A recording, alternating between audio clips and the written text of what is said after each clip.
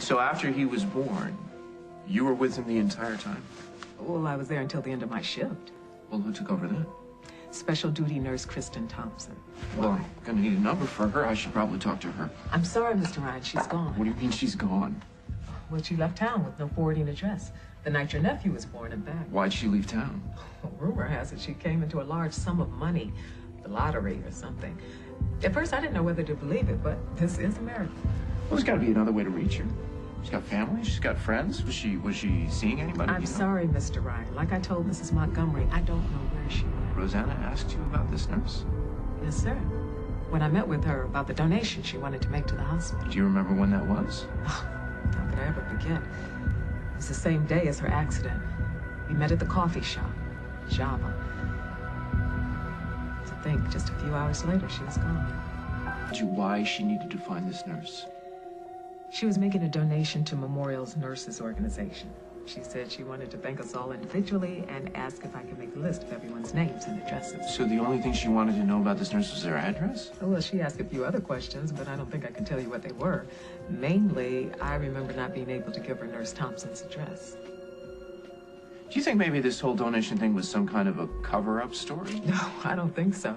She handed me a very generous... There's got to be something that Rosanna said. I'm sorry, Mr. Ryan. I've told you everything I know. Well, I'm sorry too, but this is very important to me. I'm sure it is. But we gave Mrs. Montgomery's child the same care as every other baby. I'm not going to help you make a case against our staff. I think I better go. No, please don't go. Not yet, please. Listen, Rosanna said something to me the night of the accident, but she lost consciousness before I could really understand what she was saying. So I'm trying to retrace her steps. And maybe I can figure out what happened to her before she got into the car that night. And if you and I keep talking, maybe you'll say something that could help. I'm not sure I can help. I'm going to ignore that. All right, I'm going to get rid of whoever that is, and then you and I, maybe we can finish up.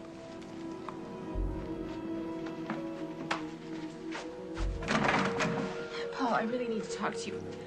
Oh, I'm sorry. I didn't know that you had a meeting. Wait. I know you.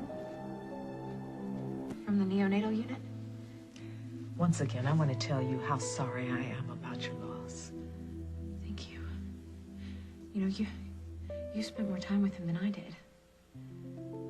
You knew what he was like, didn't Miss you? Bentley, thank you so much. Oh. I think I've taken up too much of your time already. If I have any other questions, I'll call you, okay? Goodbye. Bye. What was that all about? Nothing. You couldn't get her out of here quick enough. What are you so worried about, Paul? Nothing. I just don't want to see you get upset again. Oh, I am so sick of everyone protecting me. You have no idea what it feels like. It feels so awful to make everyone walk on eggshells around you. If you need to know, I was talking to her because I'm thinking of making a donation to the neonatal unit in memory of your son.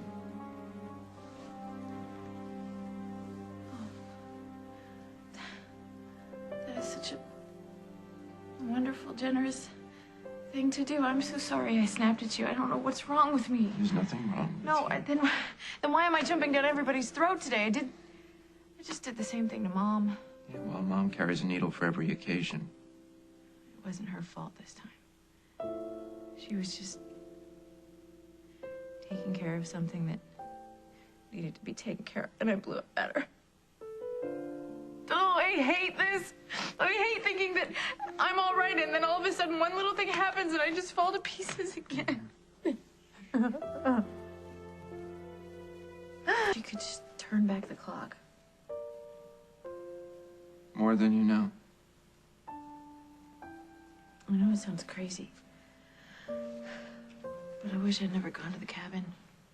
Because I just want my son back, and nobody can give that to me.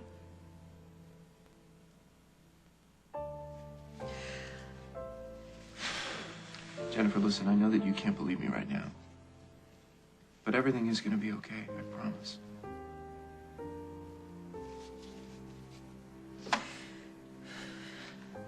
Thank you. Okay.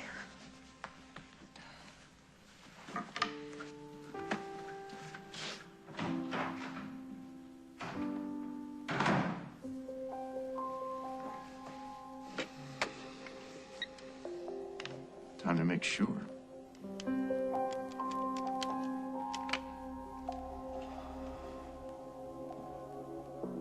Hey, it's Paul Ryan calling. Listen, I need for you to arrange a meeting between me and a prisoner.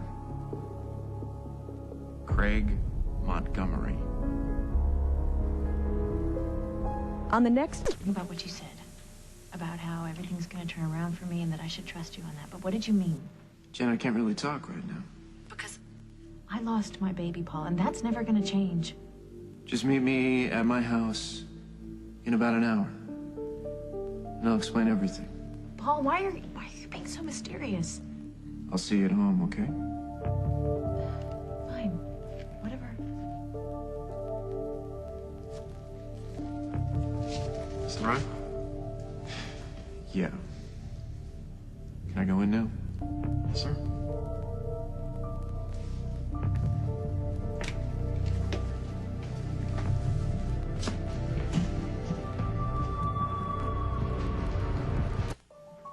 Surprised to see me? Thrilled. What do you want? I thought we should talk. Why? Because I know what you did. No. You think you know something. There's a difference. I saw you force Rosanna off the road that night. And now I know why. I was trying to get her to slow down before she killed herself. Yeah, that's not true. Whatever. We will never agree. This isn't just a matter of interpretation, Craig. You're lying through your teeth. Is this Tom's idea, you coming here to try to unnerve me into confessing to some deep, dark secret? No, I haven't spoken with Tom yet, but I will. Just wanted to see the look on your face. You are cold-blooded, man. Ladies, I think Mr. Ryan is leaving. Rosanna figured out that you switched the babies. That's why you forced her off the road. When you knew that you'd been found out, you decided to try and kill her. I saw the footprints. In the hospital, they take footprints of babies. Rosanna had one supposedly of your baby, but it didn't match the footprint that I took from your child. And there's only one reason for that. The baby that you took home from the hospital wasn't Gwen Norbeck's baby, it was Jennifer's baby. You adopted your own son. And you would have gotten away with it. But Rosanna found out. And no matter how badly she wanted a child, she wasn't willing to steal one, because unlike you, she was not prepared to watch Jennifer grieve for no good reason. Jennifer will have other children. You are a bastard. She did things that were unconscionable to me. First, she tried to pass off my baby as someone else's, and when that didn't work, she ran away. And then, as a last resort, she set it up to look like I pushed her, and then lied about it under oath. She would have done anything to keep me from what was rightfully mine. She was trying to protect her son. I am his father. Not anymore. When the court hears about this, you'll be lucky to read about your son in the paper. You'll never get away with this. I already have. Mr. Ryan? Yeah, I'm sorry. Not a problem. You can go in now. Thanks.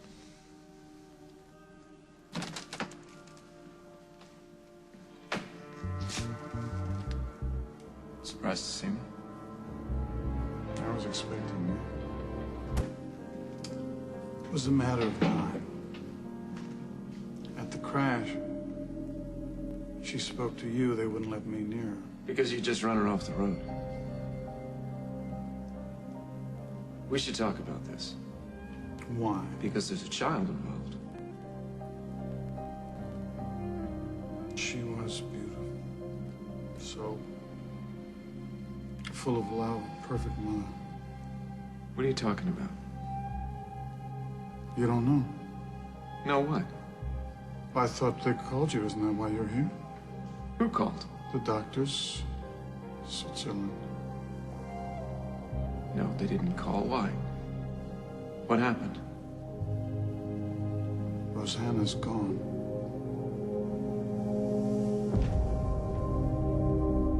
What kind of sick game are you playing now, Craig?